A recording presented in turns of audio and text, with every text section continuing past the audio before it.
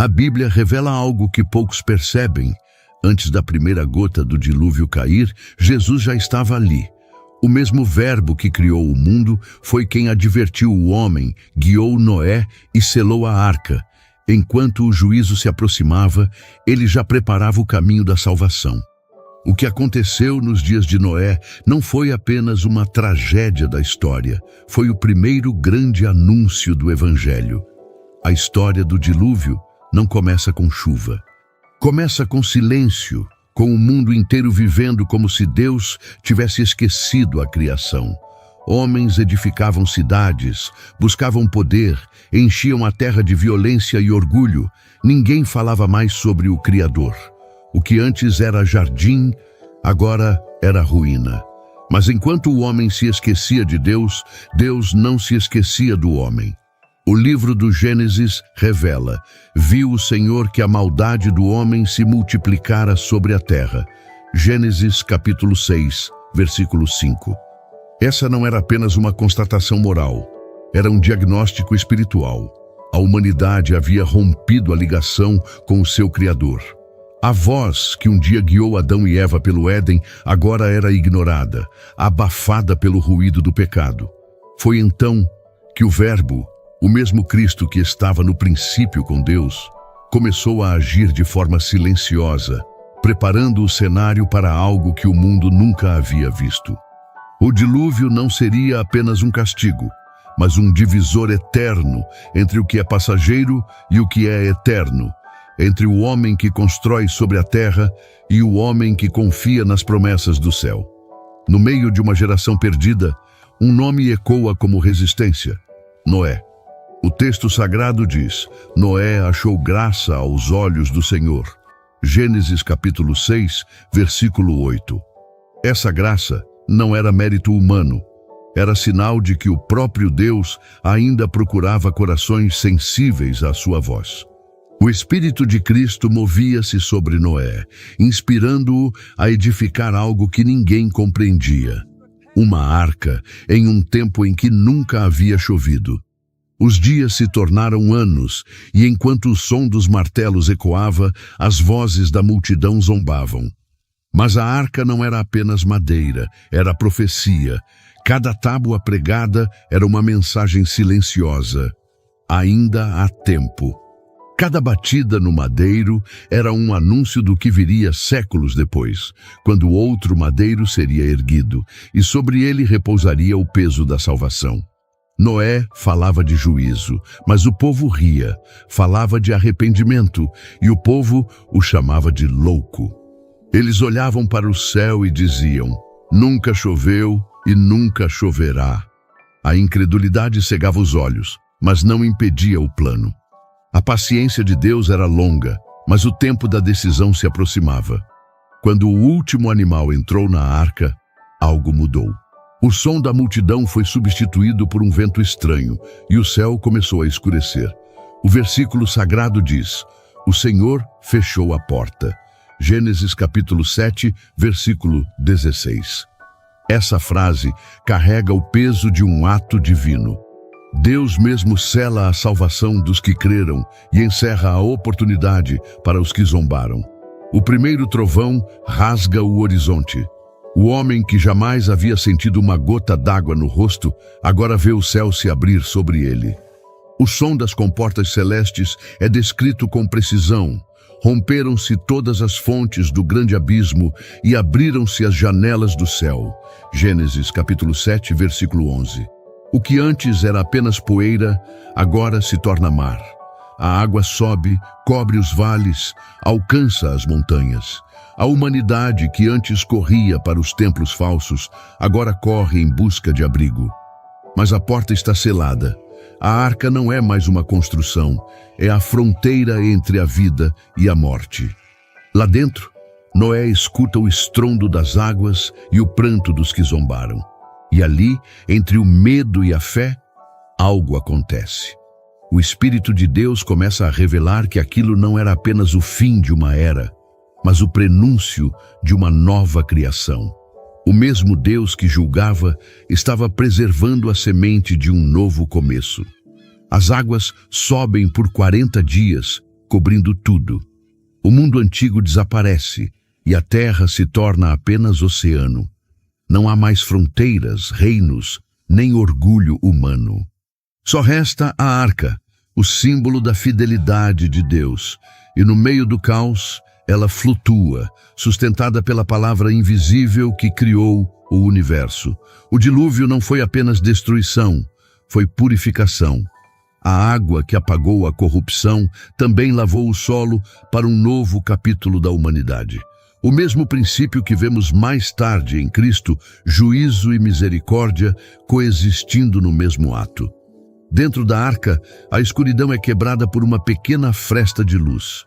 Noé se aproxima, toca o madeiro e percebe que o mesmo Deus que mandou a chuva é o que o mantém em pé. A fé agora não é mais conceito, é sobrevivência.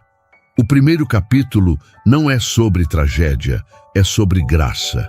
A graça que encontra refúgio quando o mundo inteiro se perde. A graça que não depende da lógica, mas da obediência. E enquanto o mar cobre a terra, o Espírito de Deus paira novamente sobre as águas, como no princípio. A promessa ainda não foi dita, mas já está em movimento. Algo está prestes a acontecer, e dentro daquela arca, entre o som das águas e o eco do silêncio, o plano eterno continua a se cumprir, sem que ninguém perceba. Tudo o que o homem conhecia havia desaparecido, mas dentro daquela estrutura de madeira havia vida, promessa e algo muito maior do que qualquer um ali podia compreender. O mesmo Deus que havia selado a porta agora sustentava cada onda, e no meio do caos, o Verbo agia. Pedro revelaria séculos depois um segredo que muda o sentido de toda essa história. Cristo pregou aos espíritos em prisão, os quais foram rebeldes nos dias de Noé. 1 de Pedro capítulo 3, versículos 19 e 20. Isso significa que o Espírito de Cristo estava presente naquele tempo, guiando, advertindo, sustentando e julgando. Jesus não estava ausente no dilúvio. Ele era o centro invisível daquilo. A arca não era apenas uma construção, era uma figura. Cada detalhe revelava o caráter do Filho que um dia se tornaria carne. A madeira, cortada e moldada pela obediência, representava o corpo que suportaria o peso do pecado. O betume que selava as frestas simbolizava o sangue que selaria a nova aliança. E a única porta da arca antecipava as palavras do próprio Cristo: Eu sou a porta. Se alguém entrar por mim, será salvo. João capítulo 10, versículo 9. Enquanto a tempestade rugia lá fora, o silêncio reinava dentro. Essa paz inexplicável era a mesma que viria séculos depois, quando o Filho de Deus dormisse em meio à tempestade no mar da Galileia.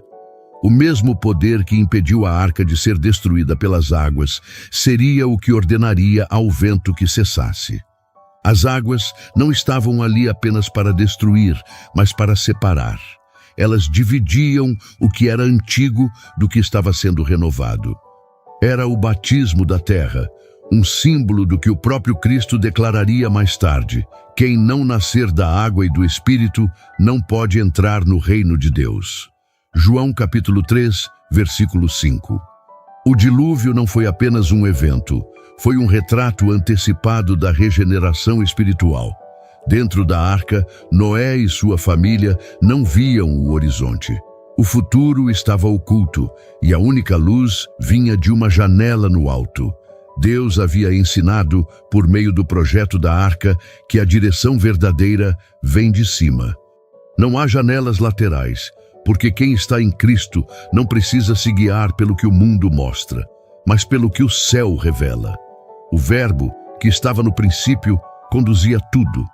Cada onda que batia contra a arca era medida, cada corrente era limitada, cada vento obedecia a uma ordem maior. Mesmo o caos obedece ao Criador. O juízo não estava fora do controle, estava nas mãos do mesmo Deus que mais tarde controlaria o sol, o mar e a morte. Enquanto os homens morriam nas águas, a vida continuava dentro da arca. Ali, o plano da salvação seguia seu curso. O que parecia fim era apenas o início de uma nova criação. E no centro disso, a figura invisível de Cristo, o Verbo que sustenta todas as coisas, preservava a linhagem pela qual ele mesmo viria ao mundo. A arca, cercada pelas águas do juízo, é o reflexo perfeito do Cordeiro cercado pelo pecado da humanidade. Assim como a arca suportou a fúria do dilúvio, o corpo de Cristo suportaria a ira do mundo, sem ceder, sem se partir. A madeira que flutuava sobre as águas é o prenúncio da cruz que flutuaria sobre o abismo espiritual da humanidade. Nada naquele acontecimento foi aleatório. O número de andares, a posição da janela, a forma da estrutura, tudo obedecia a um padrão divino. Cada detalhe físico tinha um eco espiritual. O que Deus fazia em madeira, ele cumpriria em carne. O que selava a arca por fora, o sangue selaria o coração por dentro. E enquanto as águas subiam, o Verbo permanecia ativo.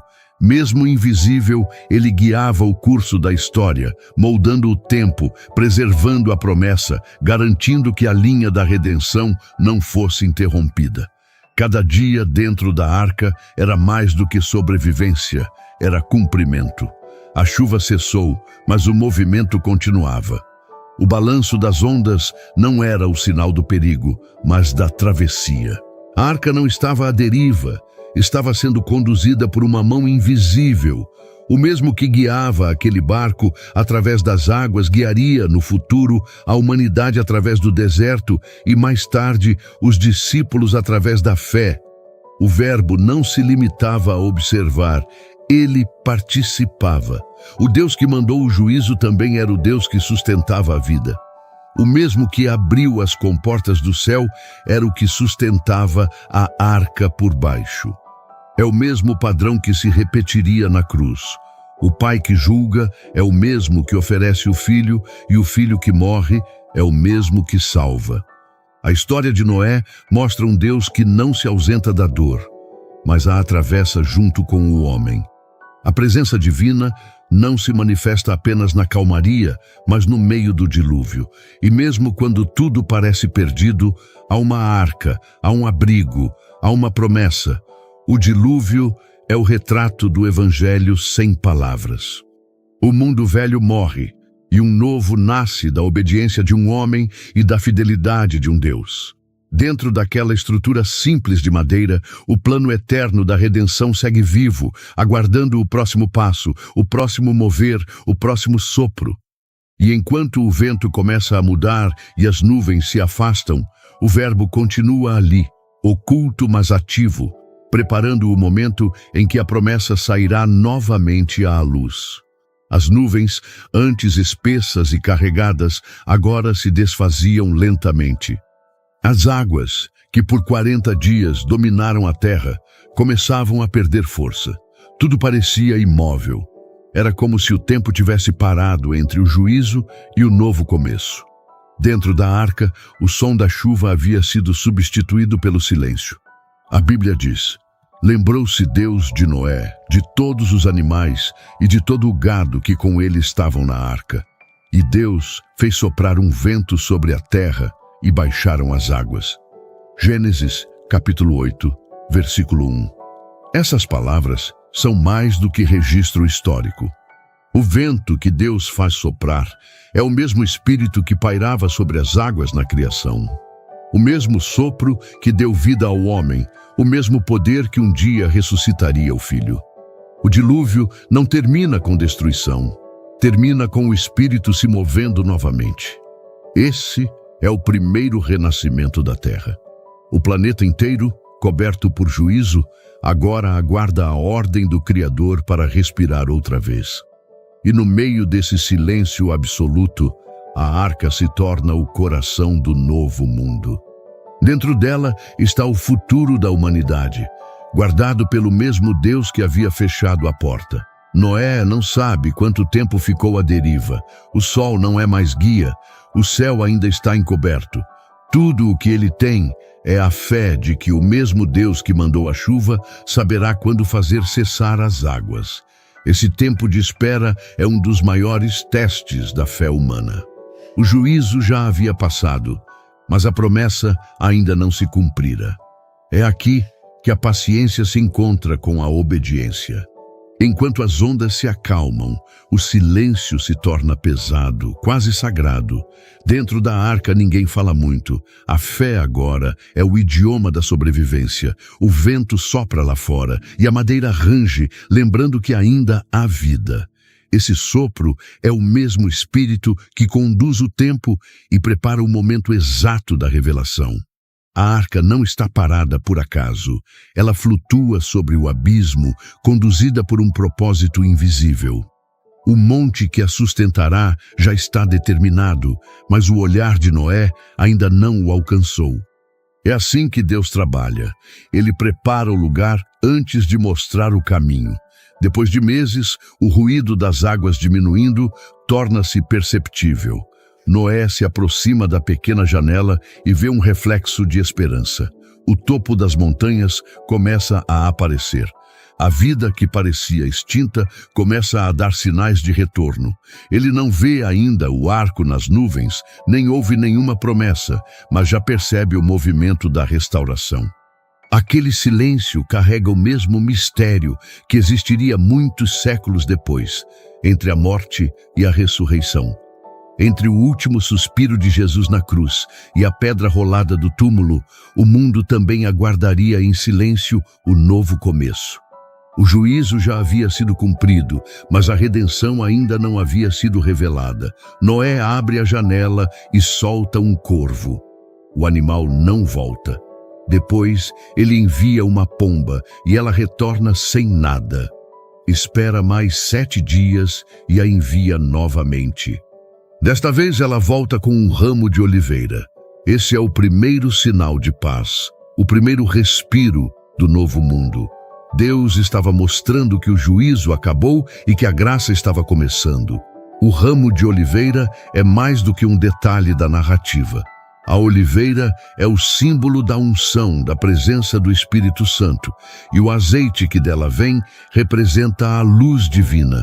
Assim como a pomba trouxe o ramo a Noé, o Espírito traria a paz ao mundo por meio do Filho. A mesma imagem que se repetiria séculos depois, quando uma pomba desceu sobre Cristo no Jordão, marcando o início da nova aliança. Mas Noé ainda não sai da arca. Ele espera. Mesmo com o sinal de esperança, ele não se apressa. Deus o havia mandado entrar, e somente Deus o mandaria sair. Esse é o tipo de obediência que não depende de circunstâncias. Ele compreende que o silêncio também é comando. Meses se passam e, finalmente, a arca repousa sobre o monte Ararat. O nome do monte significa terra sagrada, terra do repouso. O juízo termina com descanso, exatamente como a obra da cruz terminaria com o repouso do Cordeiro. O paralelo é profundo. O mesmo Deus que selou Noé dentro da arca selaria o filho dentro do sepulcro. Ambos sairiam no tempo certo, não antes, não depois. O vento continua soprando. As águas continuam baixando. O tempo segue o ritmo da promessa. E a terra, mais uma vez, começa a respirar. O dilúvio havia purificado, o Espírito havia se movido, e o homem, pela primeira vez, compreenderia que a obediência é o refúgio mais seguro. O silêncio sobre as águas é o intervalo entre o juízo e a graça. É o respiro de Deus antes de falar novamente. E quando ele voltar a falar, nada será como antes. O mesmo que julgou pela água, agora prepara o sinal do pacto, algo que mudará para sempre a forma como o homem verá o céu. Noé observa enquanto uma pomba sai pela janela da arca e desaparece no horizonte.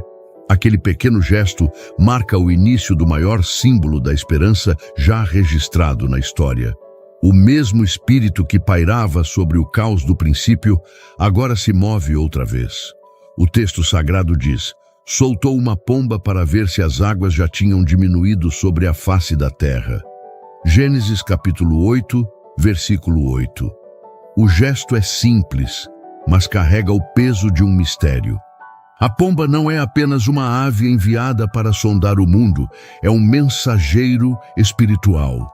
Naquele voo, Deus anuncia que o juízo está terminando e que a graça está prestes a ser revelada. A primeira vez que a pomba retorna, traz apenas o vazio. A terra ainda está submersa, a esperança parece distante. Mesmo assim, Noé não desiste. Ele espera 7 dias e a envia novamente. Esse intervalo é sagrado. Representa o tempo da paciência divina, o mesmo que o homem deve aprender enquanto aguarda a promessa. Quando a pomba volta pela segunda vez, ela traz no bico um ramo de oliveira. É o primeiro sinal tangível de que o novo mundo está nascendo.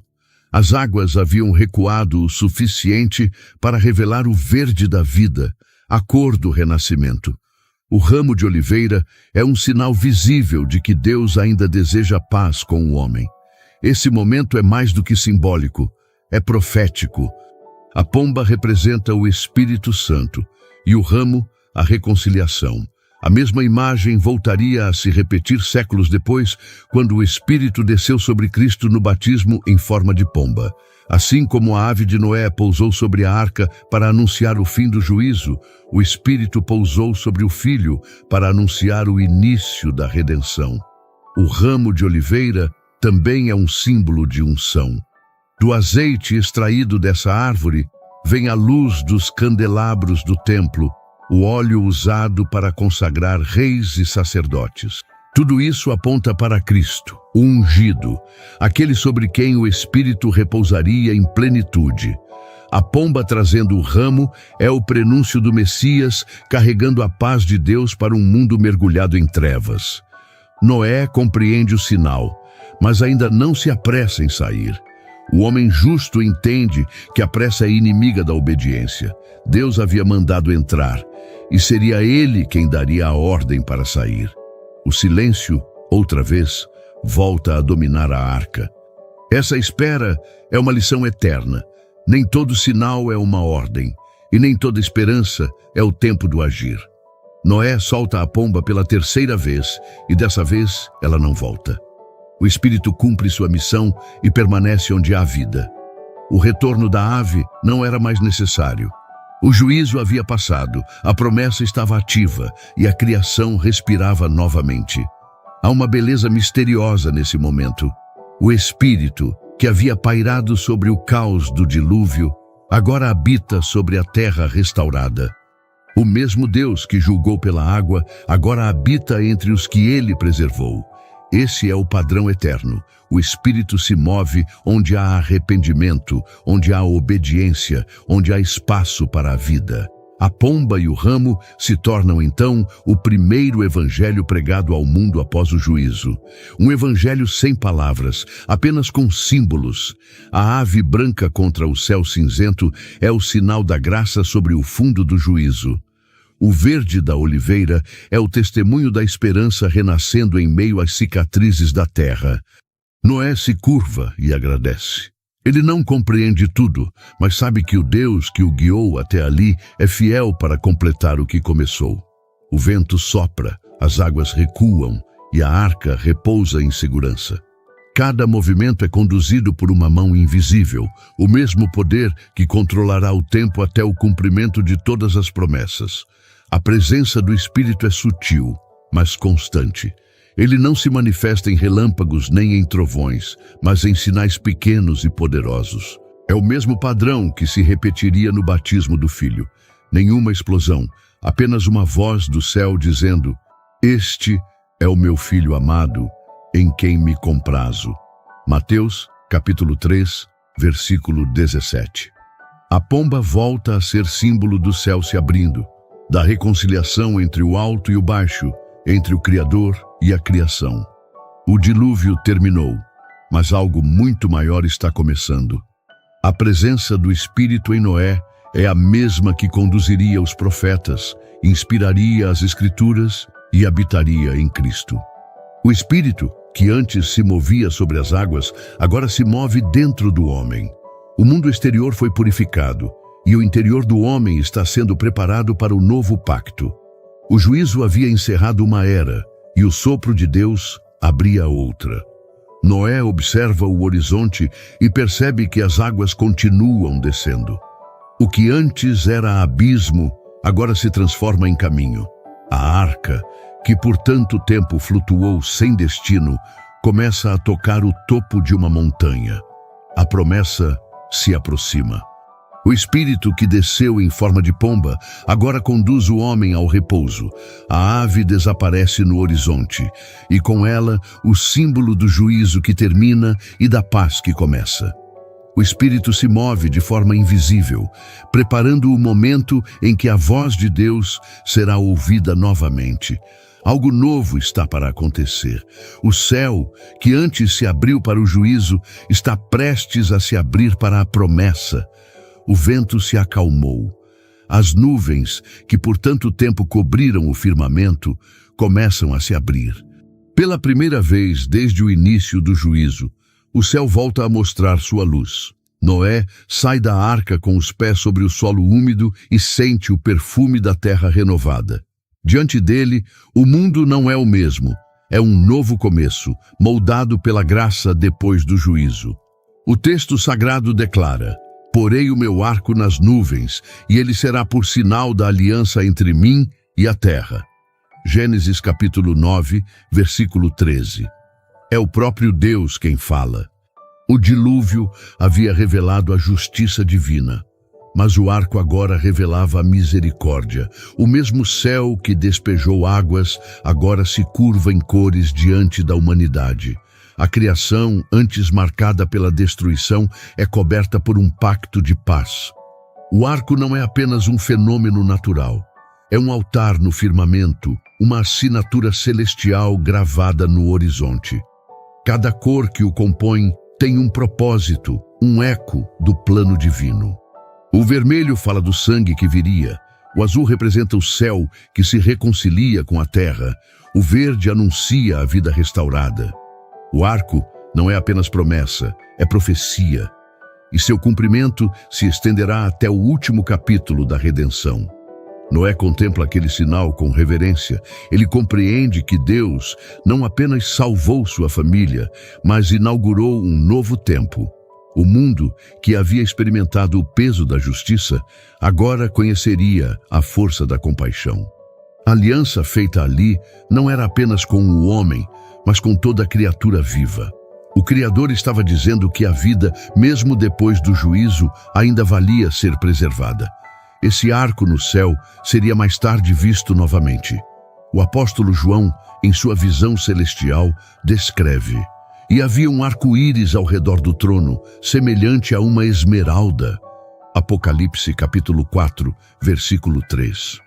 O que Noé viu no horizonte, João viu na eternidade. O mesmo pacto que começou na terra é o que envolve o trono do Cordeiro. O arco é o lembrete eterno de que Deus não esquece suas promessas. A forma do arco também revela um segredo.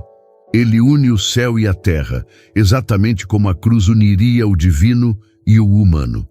Noé o viu como sinal nas nuvens, mas séculos depois o mundo o veria em outro formato. A cruz, o arco invertido da graça, lançando sua ponte entre o juízo e a salvação. O arco da aliança é o prelúdio da cruz, o primeiro traço da redenção desenhado no firmamento. Enquanto o arco brilha, Noé ergue um altar e oferece sacrifício. O texto sagrado registra que o Senhor aspirou o suave cheiro. Gênesis capítulo 8, versículo 21. Esse gesto não é apenas gratidão, é intercessão. O altar de Noé aponta para outro altar, muito mais elevado, o Calvário. Assim como o sacrifício de Noé trouxe alívio à terra, o sacrifício de Cristo traria reconciliação eterna. O arco sela o fim do medo. Deus promete que nunca mais destruirá toda a carne pelas águas. Mas o pacto vai além do físico. Ele é espiritual. As águas não mais apagarão a vida, porque agora há uma aliança que garante a restauração.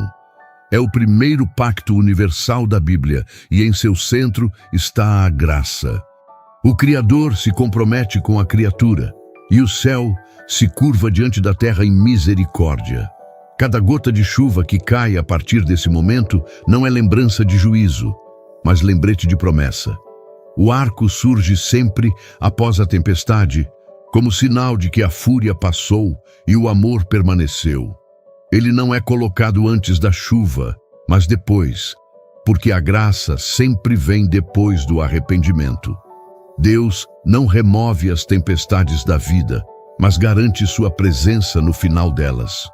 Noé observa o arco até que as cores comecem a se dissolver nas nuvens. É como se o próprio céu respirasse alívio. A terra, lavada e renovada, recebe novamente o homem, e com ele o propósito de recomeçar.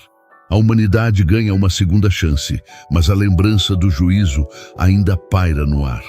O arco é ao mesmo tempo consolo e alerta, um lembrete visível de que a paciência de Deus é longa, mas sua justiça é eterna. O arco não pertence apenas a Noé, mas a todas as gerações. Ele aparece até hoje como testemunha silenciosa de um pacto que jamais se quebrou. Cada vez que o céu se curva em cores, é como se o Criador dissesse outra vez: lembro-me da aliança. E o Espírito que se moveu sobre as águas e soprou sobre a arca, continua soprando sobre a terra, preservando o ciclo da vida e o eco da promessa. O pacto do arco é o elo entre o primeiro juízo e a redenção futura. Ele aponta para o dia em que Deus não julgará mais o mundo pelas águas, mas pela luz. O arco nas nuvens é o reflexo do arco que envolve o trono. E entre um e outro há uma linha contínua de misericórdia. O mesmo Deus que ergueu o arco no dilúvio levantaria o Filho na cruz. Ambos brilham sobre o mesmo horizonte da graça. O arco também fala de lembrança. Deus diz: quando o arco estiver nas nuvens, eu o verei e me lembrarei da minha aliança. Gênesis capítulo 9, versículo 16. O Criador, que tudo sabe, não precisa lembrar. Mas ele escolhe fazê-lo para que o homem se lembre também. A promessa é mútua.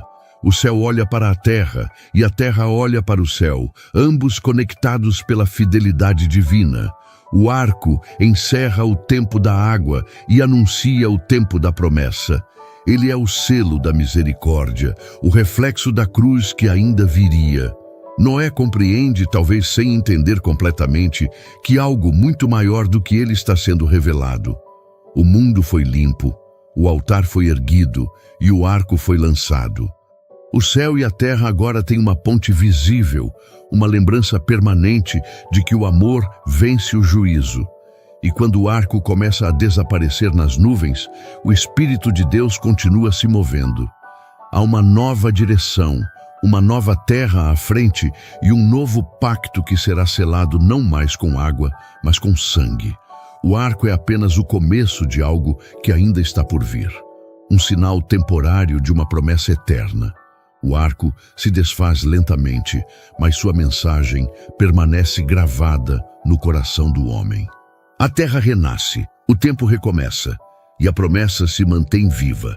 Acima das nuvens, o Criador observa, e o mesmo Espírito que pairou sobre as águas agora guia o homem rumo à próxima revelação. Antes de continuarmos, se este conteúdo tem abençoado sua vida, curta, comente e compartilhe.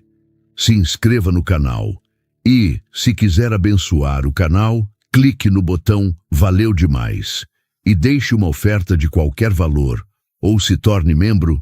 Assim, continuamos investindo em pesquisa e melhorias para abençoar ainda mais a sua vida. Continuando. A terra agora está firme e o pacto de Noé ecoa pelas gerações. O mesmo Deus que selou o arco no céu chama um homem no deserto, Abraão. O tempo passou, mas o propósito é o mesmo: provar a fé para revelar a promessa. Deus o chama pelo nome e ele responde sem hesitar: eis-me aqui. Gênesis capítulo 22, versículo 1. Essa simples resposta abre um dos momentos mais profundos da história da redenção. O Senhor ordena: Toma o teu filho, o teu único filho Isaque, a quem amas, e oferece-o em holocausto sobre um dos montes que eu te mostrarei. Abraão não argumenta. Ele conhece o Deus que o tirou de Ur, o Deus que prometeu um filho quando tudo parecia impossível. Agora, o mesmo Deus pede aquilo que mais ama. O caminho até o Monte Moria é mais que físico, é espiritual. Cada passo é uma lição sobre confiança, cada silêncio é uma pregação sobre fé. Durante 3 dias, eles caminham. O pai leva o fogo e o cutelo, o filho leva a lenha. A cena é simples, mas carrega um peso profético. Abraão caminha como o pai que um dia entregaria o filho. Isaque sobe como o filho que se deixaria conduzir ao altar. Nada ali é acaso. Tudo é figura. Quando Isaque pergunta, pai, onde está o cordeiro para o holocausto? Abraão responde com a fé que enxerga o invisível. Deus proverá para si o cordeiro. Gênesis capítulo 22, versículo 8. Essas palavras selam o enredo da salvação. O cordeiro ainda não apareceu, mas a promessa já foi pronunciada. No alto do monte, Abraão constrói o altar. O som das pedras sendo colocadas é o mesmo som da entrega. Ele amarra o filho, o deita sobre a lenha e levanta a mão. O céu observa. A fé do homem toca o limite da obediência. Quando a lâmina brilha no ar, a voz vem do alto. Não estendas a mão sobre o rapaz. Gênesis capítulo 22, versículo 12. O anjo o detém, e então Abraão ouve algo atrás de si. O som de um animal preso pelos chifres. Ele se volta e vê um cordeiro enredado no mato. Não há coincidência ali. O cordeiro substitui o filho, a vida vence a morte, e o altar se torna altar de graça. O patriarca entende, Deus nunca quis o sacrifício do filho, mas quis revelar o filho que seria o sacrifício. Abraão oferece o cordeiro em lugar de Isaque, e aquele monte é consagrado com um novo nome. O Senhor proverá. Gênesis capítulo 22, versículo 14. Essa frase atravessa os séculos e encontra eco no Calvário. O mesmo Deus que proveu o cordeiro no Monte Moriá, proveria o cordeiro no Gólgota. O substituto de um filho naquele dia era o anúncio do Filho eterno que viria. O cordeiro preso pelos chifres aponta para Cristo coroado de espinhos. O altar erguido por Abraão aponta para a cruz erguida em Jerusalém.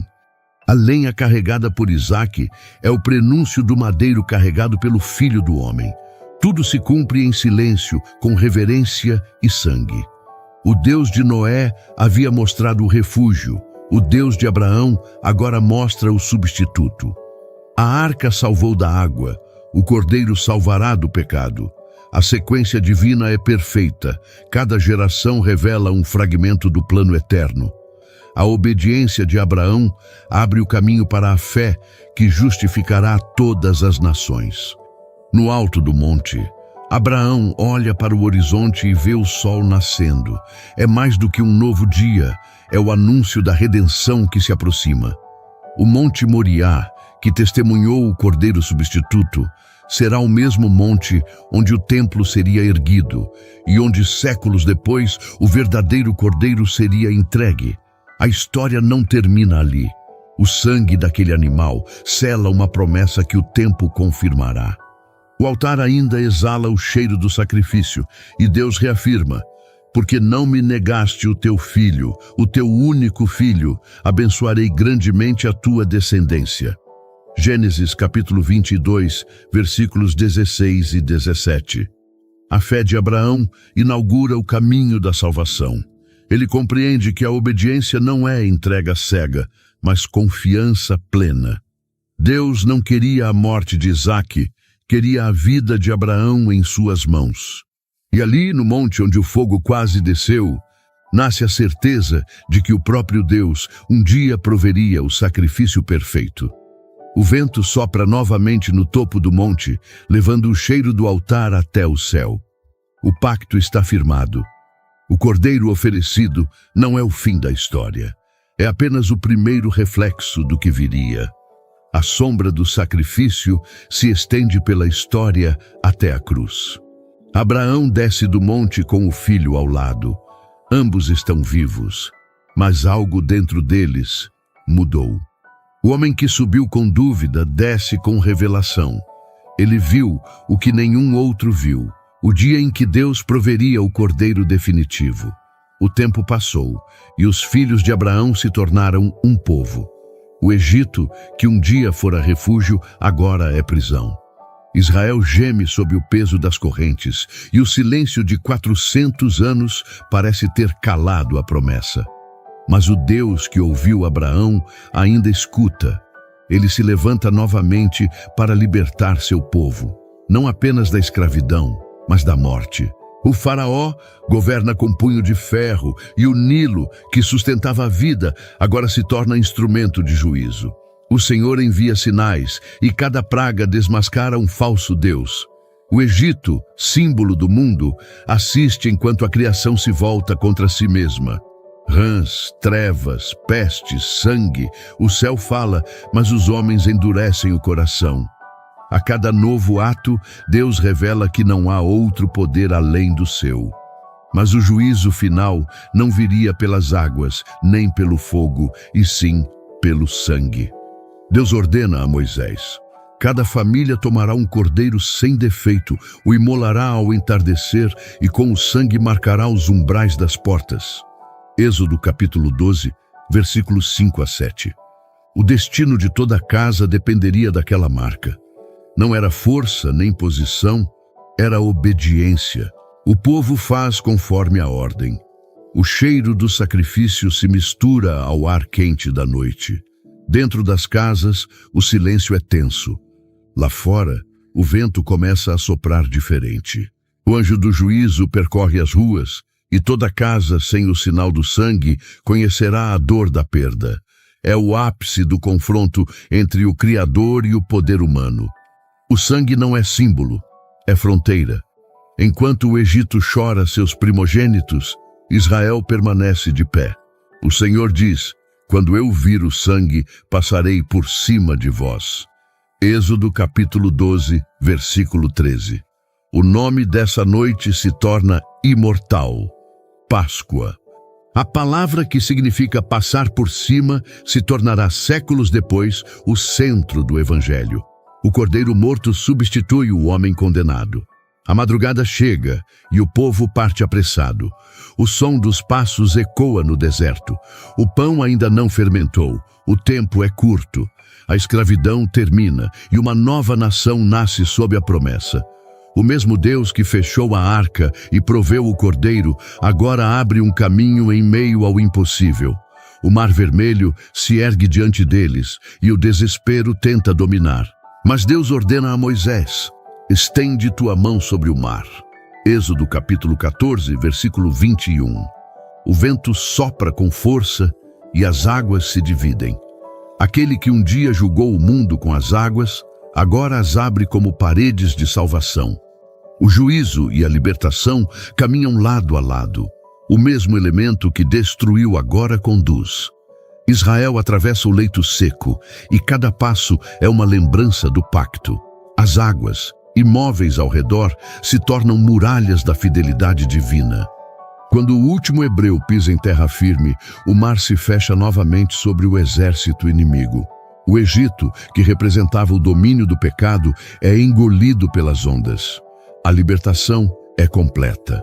Aquela travessia é mais que história, é símbolo. O mar é o batismo, o sangue é a redenção e a travessia é a fé que separa a vida da morte. A arca de Noé salvou da água, o sangue nas portas salvou da morte e o mar agora salva do inimigo. Tudo se conecta em uma linha invisível de graça. No deserto, o povo canta. Miriam, irmã de Moisés, ergue o tamborim e declara: o Senhor triunfou gloriosamente. Êxodo capítulo 15, versículo 1. Aquele canto ecoa como resposta ao juízo e prenúncio da cruz. O mesmo poder que libertou Israel é o que libertará a humanidade. O sangue nas portas é a sombra do sangue derramado no Calvário. Cada detalhe da Páscoa é profecia. O cordeiro sem defeito aponta para Cristo. o verdadeiro Cordeiro de Deus. O sangue sobre os umbrais anuncia o sangue sobre a cruz. A refeição apressada, o pão sem fermento, o sacrifício vespertino, tudo fala dele. A promessa feita a Abraão encontra forma na libertação de Israel e se cumprirá plenamente em Jesus. Noé foi salvo dentro de uma arca, Abraão viu o cordeiro no mato e Israel foi coberto pelo sangue. O mesmo Deus, o mesmo plano, a mesma linha de redenção atravessando o tempo. Cada geração recebe um sinal e todos convergem para o mesmo ponto, o sacrifício perfeito. A noite da Páscoa termina, mas a mensagem dela permanece. Onde há sangue, há vida. A morte não entra onde o sacrifício já foi aceito. O povo marcha livre e a promessa avança com eles. O deserto agora é caminho, não prisão. E cada passo rumo à terra prometida é uma lembrança de que a salvação não é força humana, é graça divina. Moisés levanta o cajado e contempla o horizonte. Ele entende que aquilo é apenas o começo. O sangue nas portas foi apenas o primeiro selo de uma libertação muito maior. O verdadeiro cordeiro ainda viria, e seu sangue não marcaria portas de barro, mas corações eternos. O vento do deserto sopra, e o som do povo se mistura ao cântico da liberdade. Israel caminha sob a nuvem e a coluna de fogo. Sinais visíveis da presença invisível. A mesma mão que selou o arco e sustentou a arca, agora guia o povo pelo caminho da promessa. A história segue. O sangue que salvou uma nação se tornará a base da aliança que salvará o mundo. E no meio da areia e do calor, o Espírito já move o tempo em direção ao Verbo. O mesmo Deus que libertou Israel pelo sangue, agora entra no próprio tempo. O Verbo, por quem todas as coisas foram criadas, decide habitar entre os homens. O Criador veste a criação. O invisível se torna visível e o Eterno respira o ar do mundo que formou. E o Verbo se fez carne e habitou entre nós. A Evangelho de João, capítulo 1, versículo 14. Ele nasce em uma manjedoura, e os céus se curvam sobre um estábulo. O mesmo que ordenou as águas do dilúvio e abriu o mar vermelho, agora chora no colo de Maria. O Filho não vem com exércitos, mas com humildade. O Todo-Poderoso se apresenta como criança. O plano de redenção, traçado desde Noé e Abraão, agora tem rosto, voz e nome. Jesus cresce entre homens comuns. Caminha entre pescadores, toca os doentes, consola os rejeitados. Cada gesto é uma nova aliança sendo escrita diante dos olhos da humanidade. Ele não fala apenas sobre o reino, ele o manifesta. O Verbo não apenas ensina a verdade, ele é a verdade encarnada. Nas margens do Rio Jordão, o Verbo reencontra as águas. João Batista o vê se aproximando e declara: Eis o Cordeiro de Deus que tira o pecado do mundo. Evangelho de João, capítulo 1, versículo 29. O batismo de Jesus não é um rito, é uma revelação. As águas que um dia julgaram o mundo, agora recebem aquele que trará a salvação. O Espírito desce em forma de pomba e a voz do Pai se ouve dos céus. O mesmo cenário de Noé se repete: água, pomba e voz. Mas desta vez não há juízo, há graça. Cada milagre de Jesus refaz o caminho da criação. Ele transforma a água em vinho, multiplica o pão, acalma o mar, cura o cego com o barro. Tudo o que foi desfeito pela queda é restaurado por sua presença. Quando toca o leproso, o impuro se torna puro. Quando fala ao morto, a vida retorna. Quando perdoa o pecador, o céu e a terra voltam a se encontrar. Ele caminha sobre as águas como quem pisa sobre o juízo que um dia cobriu o mundo. O mesmo poder que sustentou a arca agora sustenta o Filho sobre o mar. Os discípulos se assustam, mas ele diz: Sou eu, não temais. Evangelho de Mateus, capítulo 14, versículo 27. O Verbo domina o caos. A tempestade obedece e o mar reconhece o Criador. A madeira da arca se torna agora a madeira da cruz. O abrigo que antes flutuava sobre as águas agora se erguerá entre o céu e a terra. A arca salvou alguns do dilúvio, mas a cruz salvará todos os que crerem. Cada ato de Cristo é um eco das promessas antigas. Cada palavra cumpre o que os profetas anunciaram. O mesmo Deus que selou a arca por dentro, agora sela o coração humano por dentro com o Espírito. O betume que impediu as águas de entrar é o sangue que impede o pecado de reinar. A salvação, que era símbolo, agora é realidade. O refúgio já não é feito de madeira, é feito de carne. E o nome desse refúgio é Jesus. Quando ele fala, o tempo se dobra. O Verbo não repete o que Deus disse. Ele é a própria voz de Deus falando novamente à criação. Quem me vê, vê o Pai. Evangelho de João, capítulo 14, versículo 9. O invisível se revela na forma humana. O trono desce à terra e o reino começa a se manifestar entre os homens. O Verbo anda por vilas e desertos, encontra pecadores e os transforma em testemunhas. A mulher samaritana recebe a água viva, o cego vê a luz, o paralítico se levanta, o publicano é perdoado. Cada milagre é uma semente do Éden sendo replantada no coração humano. Onde ele passa, a morte recua. Onde ele fala, o caos se organiza. Os que o ouvem se dividem. Uns o chamam de mestre, outros de blasfemo. Mas nada pode apagar o que está sendo revelado. O Criador está entre as criaturas. O mesmo Deus que escreveu a lei em tábuas, agora escreve a graça em corações. E quando o tempo se cumpre, o Verbo se dirige a Jerusalém. O Filho do Homem entra montado em um jumento, enquanto o povo clama: Hosana ao que vem em nome do Senhor.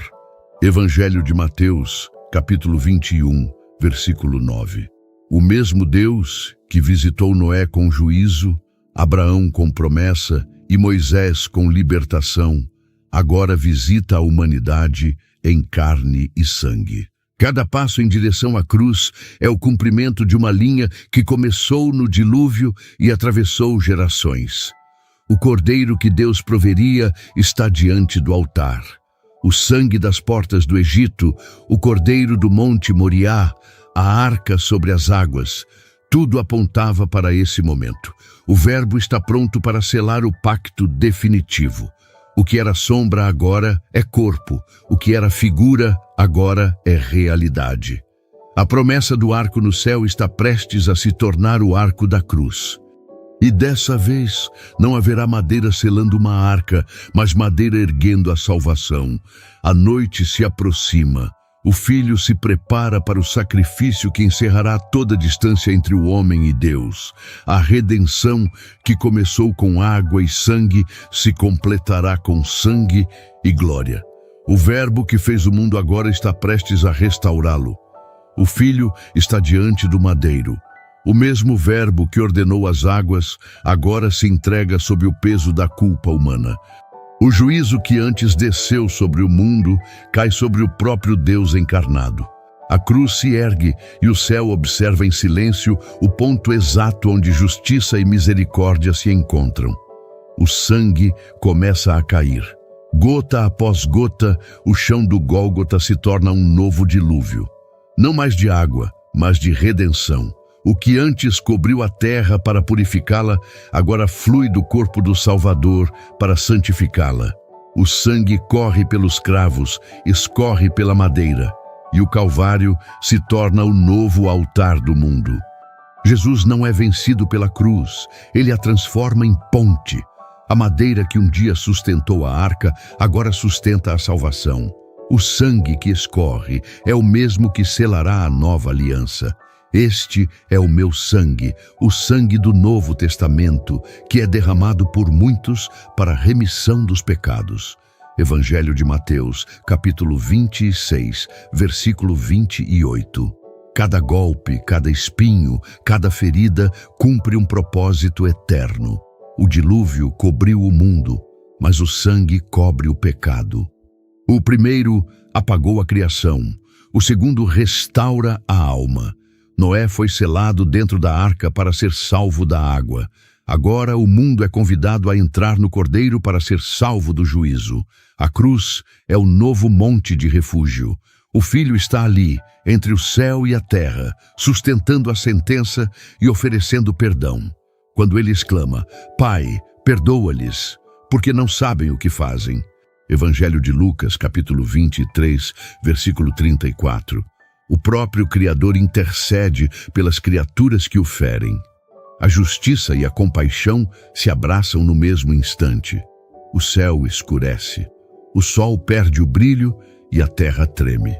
As pedras se fendem, os véus do templo se rasgam e o universo reconhece que algo está sendo concluído.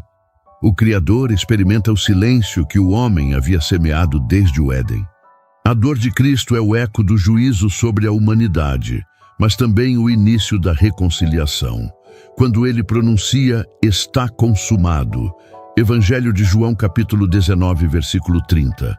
O som atravessa o tempo. É o mesmo eco do haja luz do princípio. Tudo o que era sombra agora tem forma. Tudo o que era promessa agora é cumprimento. O dilúvio de águas termina na cruz de sangue e a humanidade, enfim, encontra redenção. A cruz é a arca definitiva. Nela, os que creem encontram refúgio e os que zombam ficam à deriva. Assim como Deus fechou a porta da arca, o Pai agora sela a obra do Filho. Não há outro caminho, não há outra porta. O sangue é a única passagem. O soldado fere o lado de Cristo e imediatamente saem sangue e água. Evangelho de João, capítulo 19, versículo 34. Não é coincidência, é símbolo. Água e sangue, os dois elementos da purificação. O mesmo que salvou Noé e o mesmo que libertou Israel. Tudo converge novamente na cruz. O dilúvio que antes limpou a terra, agora limpa o coração humano. Aqueles que observam à distância não compreendem. Para o mundo é derrota, para o céu é vitória. O Cordeiro que morre é o Deus que vive. O altar de Moriá, o sangue das portas do Egito, o arco de Noé, tudo se cumpre ali, entre o sofrimento e a glória. O sangue cobre o solo e o vento sopra no alto do monte. É o mesmo sopro que moveu as águas no princípio e que agora prepara o novo nascimento da humanidade. A cruz não é fim, é início. O juízo terminou, a graça começa. Enquanto o corpo do Filho é descido da cruz, a terra permanece em silêncio. O mundo não sabe, mas o maior dos dilúvios acaba de acontecer. O sangue desceu sobre a história, cobrindo gerações, apagando culpas, restaurando o que o pecado havia destruído. Nenhuma gota foi em vão. Cada ferida é uma nova porta aberta para a eternidade. O arco que apareceu sobre Noé agora se projeta invisível sobre o Gólgota. Não há mais nuvens, nem chuvas, apenas luz refletida no sangue. O pacto antigo se transforma em aliança eterna. A cruz é o novo arco, o elo entre o divino e o humano. Maria observa em silêncio, João permanece aos pés da cruz e o céu volta a clarear. A tempestade espiritual passou e o sol nasce sobre o terceiro dia. A arca que flutuava sobre o juízo agora repousa no sepulcro. Mas dentro daquele túmulo, o Espírito já se move novamente sobre as trevas, preparando o novo amanhecer. O sangue continua falando. Ele não clama por vingança, clama por perdão. O dilúvio terminou, mas o rio da graça não cessa de fluir. A cruz permanece como o sinal eterno de que Deus não esqueceu o homem e que o juízo, antes feito de água, agora foi vencido por amor. E enquanto a terra ainda carrega o eco do consumado, algo começa a se mover silenciosamente no reino invisível. O mesmo poder que pairou sobre as águas e sustentou a arca começa a agir de novo. A história não terminou, apenas entrou no intervalo entre a morte e a glória. O Filho ressuscitou. Aquele que foi entregue nas mãos dos homens, agora se assenta no trono que está acima de todo poder e domínio. O cordeiro que foi morto vive para sempre, e diante dele o céu inteiro se curva. João o vê em visão e descreve: E eis que um trono estava posto no céu, e sobre o trono um que estava assentado, e ao redor do trono um arco, semelhante na aparência à esmeralda. Apocalipse capítulo 4, versículos 2 e 3. O arco que apareceu sobre as nuvens nos dias de Noé ressurge agora, não sobre a terra, mas ao redor do trono. O mesmo sinal que um dia selou o fim do juízo pela água, agora marca o início do reino eterno. As promessas que começaram com o dilúvio se completam diante do Cordeiro. O pacto permanece, mas sua forma mudou. Já não é mais o arco de chuva, é o arco da glória. O trono é o ponto final de toda a linha da redenção. A arca, o cordeiro, o sangue e a cruz conduzem até aqui. Tudo converge para o centro onde o cordeiro reina. O mesmo que julgou, salvou. O mesmo que desceu, agora governa. O juízo foi consumado no Calvário, e o amor triunfa sobre toda a criação. João contempla e ouve vozes, trovões e cânticos que enchem o templo celestial. 4 seres viventes e 24 anciãos lançam suas coroas diante do trono, dizendo: Digno é o Cordeiro que foi morto de receber o poder e riquezas e sabedoria e força e honra e glória e bênção. Apocalipse capítulo 5, versículo 12. As mesmas criaturas que testemunharam o princípio agora celebram o fim consumado. O arco ao redor do trono não é apenas lembrança, é testemunho. Ele declara que Deus é fiel, que sua promessa nunca foi esquecida. Cada cor reflete um aspecto do caráter divino: justiça, misericórdia, santidade e amor. O arco de Noé se via após a tempestade. O arco do trono se vê acima dela. Lá não há mais nuvens, apenas luz. O cordeiro carrega ainda as marcas do sacrifício. As feridas que o mundo causou se tornaram insígnias de vitória. O sangue que caiu sobre a terra agora resplandece em forma de luz diante do trono.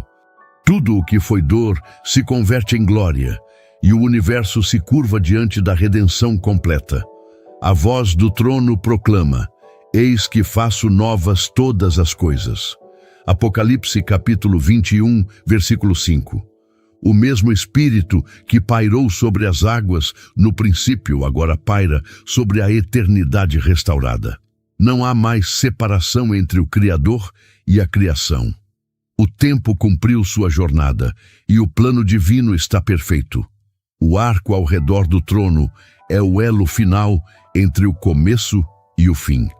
Ele liga o dilúvio de juízo à eternidade de paz. A promessa feita na terra se cumpre no céu. Deus prometeu nunca mais destruir toda a carne pelas águas, e agora assegura que jamais haverá juízo sem redenção. O trono é o refúgio definitivo, o lugar onde o Cordeiro reina e o pecado não tem mais voz. Os anjos cantam, os remidos adoram e o universo se enche de luz. O arco, como uma coroa de eternidade, envolve o trono e reflete o brilho da glória divina. Não há mais noite, nem sombra, nem distância. A presença de Deus é o novo sol e o Cordeiro é sua luz. Tudo o que começou com Noé encontra resposta diante do trono. A arca que salvou poucos agora é o trono que abriga todos os salvos. O arco que se via nas nuvens agora se vê sobre a glória. O Deus que um dia julgou o mundo pela água, agora o governa pela graça. O juízo deu lugar à comunhão eterna. João vê o rio da vida que sai do trono de Deus e do Cordeiro. Suas águas são claras como cristal, e em suas margens cresce a árvore da vida. O que foi perdido no Éden é restaurado. O homem volta a andar com Deus. O tempo que um dia separou o Criador de sua criação é finalmente redimido. O trono é o novo Éden. Não há mais lágrimas, nem morte, nem dor. O Cordeiro reina e seu nome está escrito nos corações dos que foram lavados no sangue. A história termina como começou, com Deus habitando entre os homens, mas agora em glória eterna. O arco permanece sobre o trono, não como lembrança de destruição, mas como símbolo de fidelidade. É o selo final da promessa, o testemunho de que tudo o que Deus começou foi cumprido. O mesmo arco que iluminou o céu de Noé, agora ilumina a eternidade. E enquanto o universo canta o nome do Cordeiro, o arco brilha sobre o trono, unindo para sempre o céu e a terra, a justiça e a graça, o princípio e o fim. A promessa foi cumprida. O juízo terminou. A aliança permanece. E diante do trono, envolto pelo arco da eternidade, o Cordeiro reina para todo sempre. Desde o princípio, cada capítulo da história apontou para ele. O arco no céu, a arca sobre as águas, o Cordeiro no monte, o sangue nas portas, o mar dividido, a cruz erguida e o trono cercado por luz, tudo sempre falou de Cristo. Ele é o centro invisível de cada promessa, o sentido oculto de cada pacto, o cumprimento silencioso de tudo o que o Pai anunciou. O Deus que julgou o mundo pela água foi o mesmo que se entregou pelo mundo no sangue. O que fechou a porta da arca foi o mesmo que abriu o véu do templo. O que poupou o filho de Abraão foi o mesmo que ofereceu o próprio filho.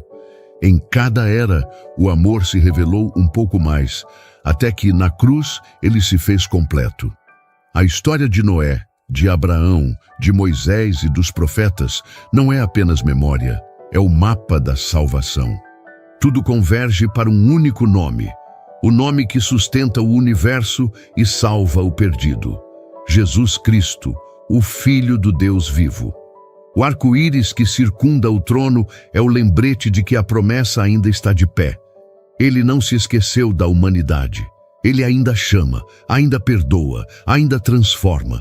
E enquanto o mundo busca refúgio em tantas direções, a verdadeira arca continua aberta, e essa arca é Cristo. Ele é o refúgio que não afunda, o Cordeiro que não falha, o Verbo que não muda. E um dia, assim como Noé viu o arco após o juízo, os salvos verão o trono após a redenção. Mas até lá, a porta ainda está aberta, a voz ainda chama, a graça ainda alcança. Hoje, se o seu coração sente o toque do Espírito, não ignore. O mesmo Deus que sustentou Noé nas águas e Abraão na montanha, quer sustentar você também. Ele não busca perfeição, busca rendição. Ele não exige força, pede entrega. Ele não quer parte de você, ele quer tudo para curar tudo. Se você se afastou, mas deseja se reconciliar com o Salvador, ou se quer começar uma nova vida com Ele, este é o momento. Diga com sinceridade: eu te aceito, Senhor Jesus, como meu único e suficiente Senhor e Salvador da minha vida. E se você já pertence a Cristo, escreva amém nos comentários, para que essa mensagem alcance mais vidas e o Evangelho continue a se espalhar como luz entre as sombras. Porque a história que começou com um arco nas nuvens, terminará com um arco de glória ao redor do trono. E todo aquele que crê estará diante dele, não em juízo, mas em eterna comunhão. Até a próxima.